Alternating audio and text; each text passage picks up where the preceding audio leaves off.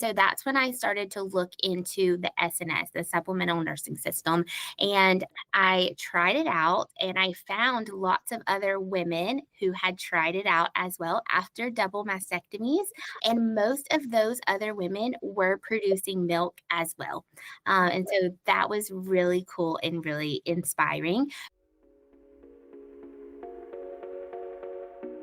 Hey, Mama Bear. Welcome to the Breastfeeding with Confidence podcast. Do you dream of bonding with your baby through exclusive breastfeeding, but worry about breastfeeding pain or low milk supply? Maybe you're struggling with breastfeeding and no one seems to have any answers. I'm Jamie, doula, international board certified lactation consultant, and mom of 5, and I have been where you are. After working through painful latches, milk supply worries, and postpartum depression, and supporting countless mothers through their breastfeeding journeys for over 8 years, I'm here to tell you breastfeeding doesn't have to be perfect to be positive. Each week, I'll share breastfeeding tips to help you prevent and overcome unexpected breastfeeding challenges so you can actually enjoy bonding with your baby.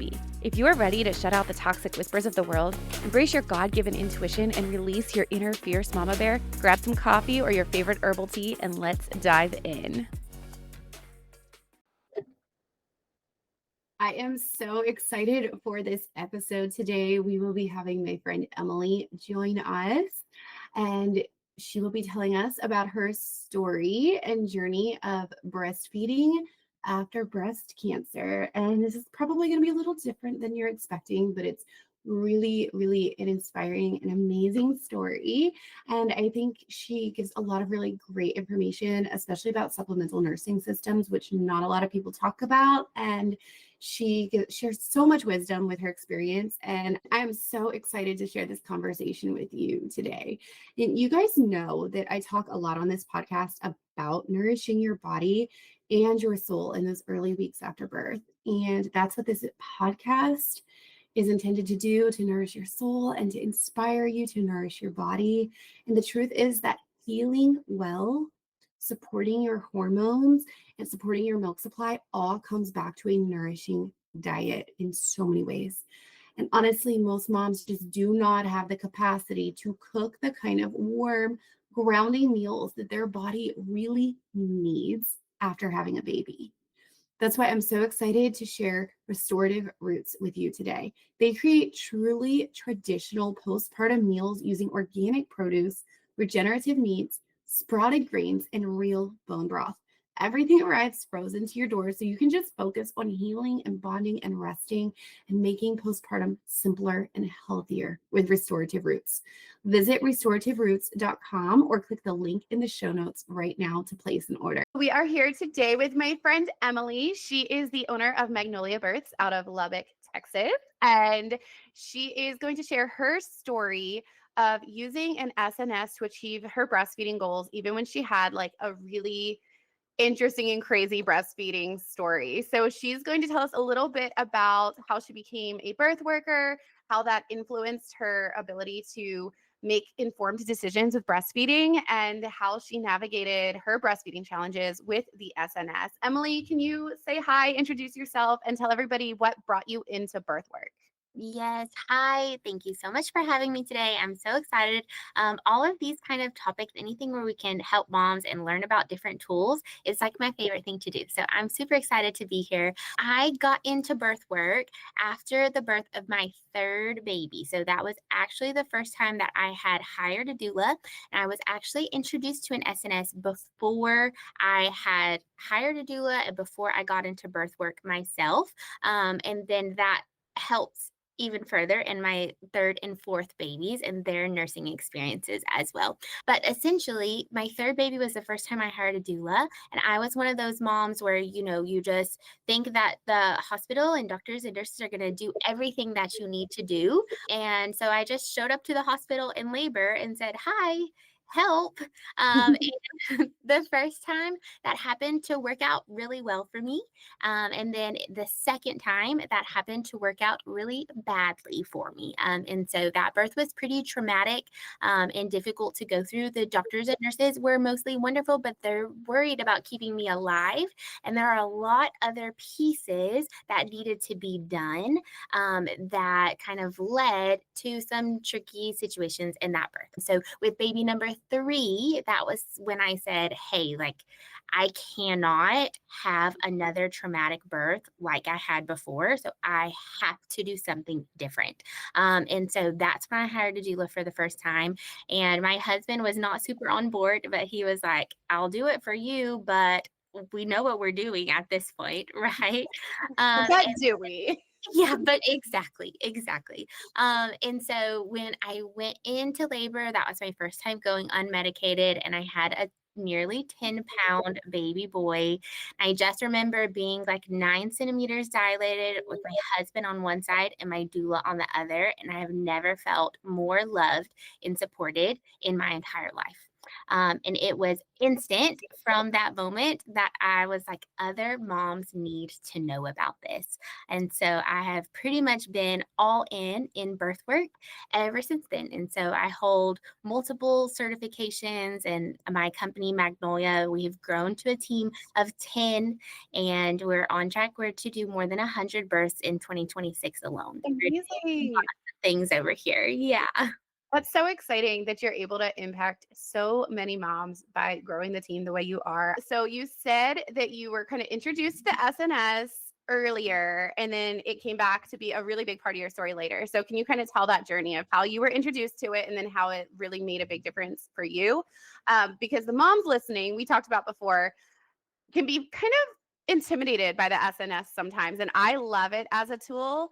It can really help moms preserve some of the connection and relational aspects of breastfeeding, even when it's not going exactly how they want it to go. So I'd love to just hear your perspective on that. And maybe your story can kind of inspire them to be brave. Yeah, and try it out. Yeah. So, what it was originally designed for is helping with breastfeeding issues. If you're supplementing with frozen or like bagged breast milk or formula, and the baby can still eat that at the breast. So it can help with your supply, help keep that bonding, keep baby latched while still making sure that baby is getting all the nutrients or supplementation that baby needs. And so for me in particular, I am actually a cancer survivor. And so I went through a double mastectomy right after my 21st birthday. And so I lost both of my breasts and all of my milk ducts during that procedure, except I kept my skin and my nipples. So I look normal, but don't produce milk like most women do, right? Which is also common even with women who haven't had that procedure. We still have trouble making milk sometimes, right? But my first baby, I just immediately bottle fed. And so I didn't know that there were other options in any capacity at all. And then with my second baby, it was kind of introduced, well, hey, like you might have some milk ducts left over. Like they could have left a couple in there that could produce some amount of milk. And any amount of breast milk would be great for your baby. And so Mhm. that was when it kind of started like, I'm sorry, what? Like, wait a second, really? There's other options here. And so that's when I started to look into the SNS, the Supplemental Nursing System.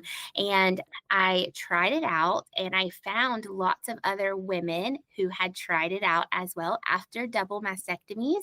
And most of those other women were producing milk as well. And so that was really cool and really inspiring. For me personally, I never produced any of my own milk or that I know of. I mean, maybe my baby got a couple of drops and I don't know about it, right? But even without that, it was still huge for me. It felt like the right thing to do, right? I remember I was in the hospital after my third baby, and immediately started doing that. And the nurse looked at me and she goes, "Why are you doing that?" And I was like, um, ultimately, it just feels right. It feels like that's what I'm supposed to be doing. It's a really big gift to have a part of my body that was lost to something that I can't control, and to be able to feel some kind of connection and still be able to do that. Um, Yeah. and I think emotionally, I didn't think I would want it so much, because people complain about breastfeeding and stuff. And so at the time, I didn't know it was going to be such a big desire. But then once my baby was in my arms, it was like this instinct that I want to bring baby to the breast, and so it was nice to be able to do that. It was really good for my baby. They get like less air trapped, right? And things like that. So they have less gas, less tummy troubles when they're at the breast. My cramping, like my uterus would go down more. So I had less bleeding because I was feeding at the breast. And so all of those things were really, really beneficial and really great for me, which wasn't exactly the intended use of this device, or kind of is, but in a different way. And then I ended up, my longest nursing journey with that was over 9 months. Um, Wow. I, I 9 months. love that you talked about so many of the different benefits, because I think when a lot of people think of an SNS, it is like, okay, we're going to supplement that way. Maybe it's short term. And I do use it short term for a lot of moms. Yeah. But I had one mom who it was a very similar story. She was not a cancer survivor, but she was not producing breast milk at all. And she still felt like, I want to breastfeed. There's something about it that is instinctual. You said it was like an instinct to bring your baby to the breast, and it is. And breastfeeding is so much more than just milk. It is that it's the connection, it's the bonding, it's the you said it was like helping your uterus clamp down. So you were still getting that oxytocin, right? Like you were still having that hormonal chain reaction. And so maybe it was like a dead end in one path, but there's still another path that it bleeds down that is beneficial for both you and baby. And I've had clients that are like nursing for about the same timeline, actually, about 9 months using the SNS, and even just nursing at the breast for comfort without the SNS for food, or without using it for food, they were still using it for comfort, and that was able to bring um, a big bit of closure, I believe is the word to use. So could you speak to that at all? Yeah, yeah, absolutely. So some babies would use me as a passy essentially sometimes, right? And I was able to soothe my babies so much more. My poor firstborn, I didn't do that. And so it was harder to soothe him sometimes. And so with my second, third, and fourth, anytime they were fussy, I could just pop them on the breast and they were happy. And I was like, this is so much better. What a dream, right? Like just Yeah. to be able to soothe my baby is a really nice thing to be able to do. And I think the closure part, because there is a piece where you feel like your body is broken, or you feel like there's something wrong with you or wrong with your body, or just disappointed in your Mhm. body, right? And so to be able to still have this very much brought that closure and brought that peace and comfort, and just like, I'm okay, my body's okay, we're doing this and we're loving our baby really well. Yeah, I love that. And it's such a I mean, it's not a unique story, but it's such a unique perspective to a maybe not unique story, right? Is just because you have this barrier does not mean that you have to give up everything. And so that's why I'll often say, like, every mom can breastfeed, and people will be like, "No, not every mom can." And I'm like, "No, they can. It might not look the same for everybody." And that's Uh-huh. what's really important, is it doesn't always look the same.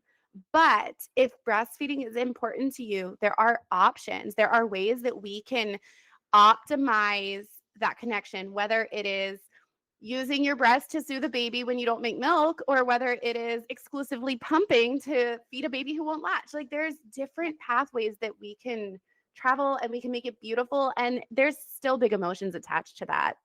I imagine there's still a part of you that's always going to be like, I'm sad I couldn't do this the way I had always hoped. Yeah. But what a beautiful gift to find a way to make it part of your story instead of it just being a closed door.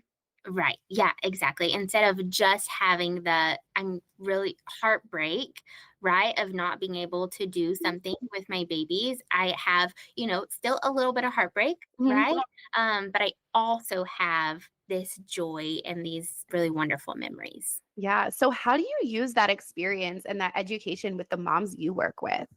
Yeah. Anytime we're struggling with supply, or specifically if we're supplementing. So, if we need to supplement, but mom's desire is to breastfeed and continue to breastfeed, then that is it's like a little package, just a little wrapped up.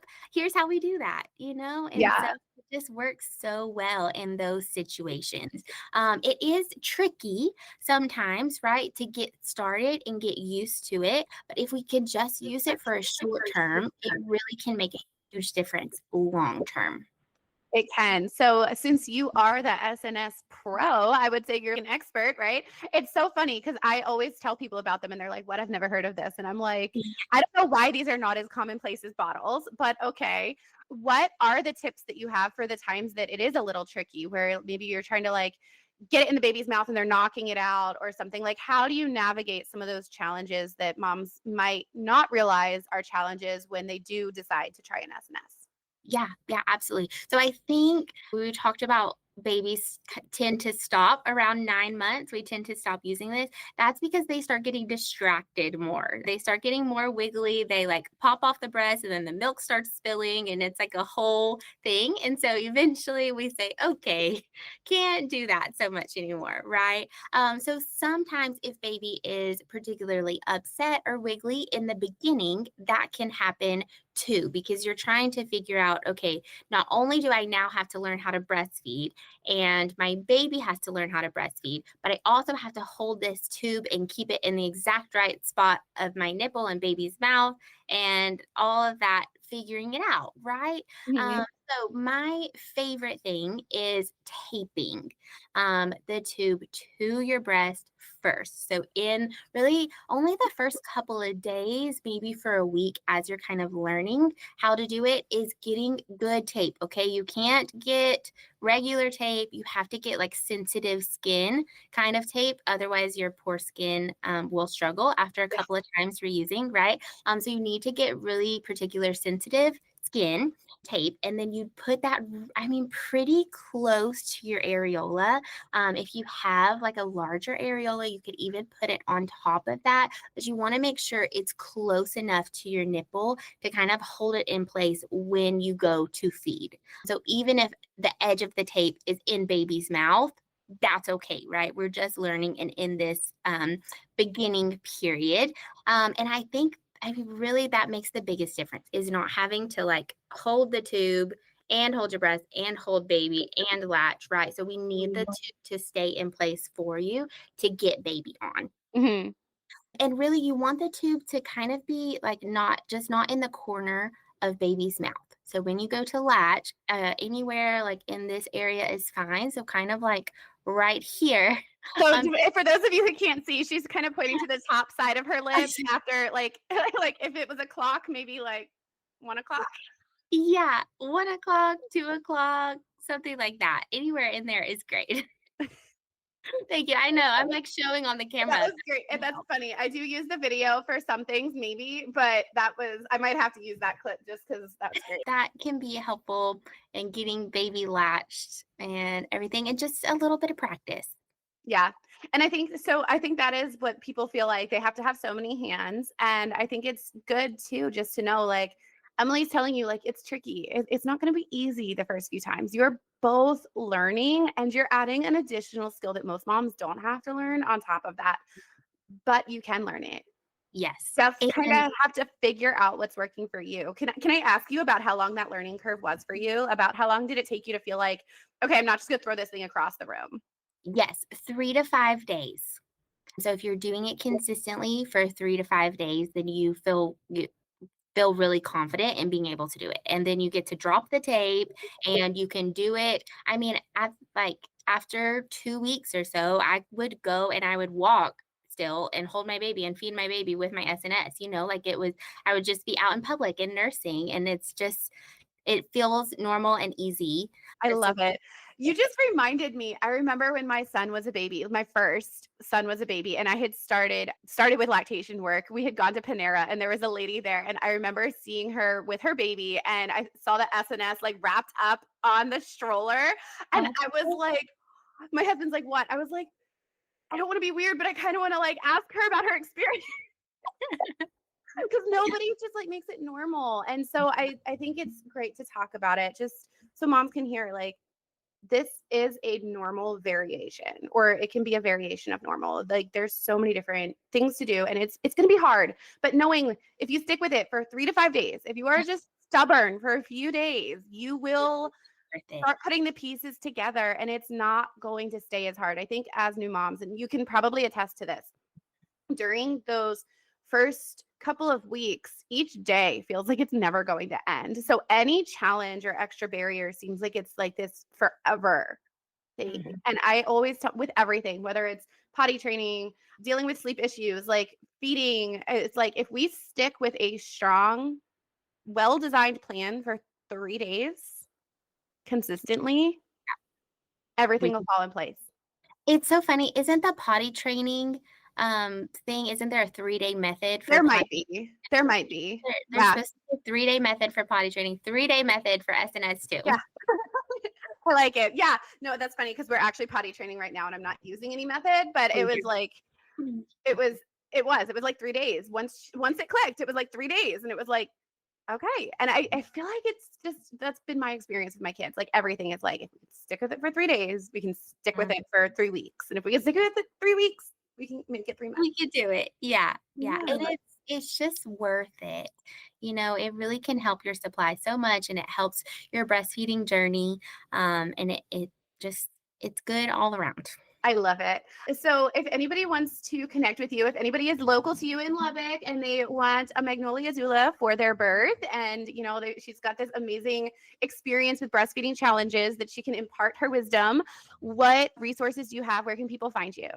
Yes, everything is Magnolia Births. So you can look up Magnolia Births with an S .com on Instagram, Facebook, TikTok, whatever you're looking for. It's all the same. Or call us, email us. We are happy to help anytime.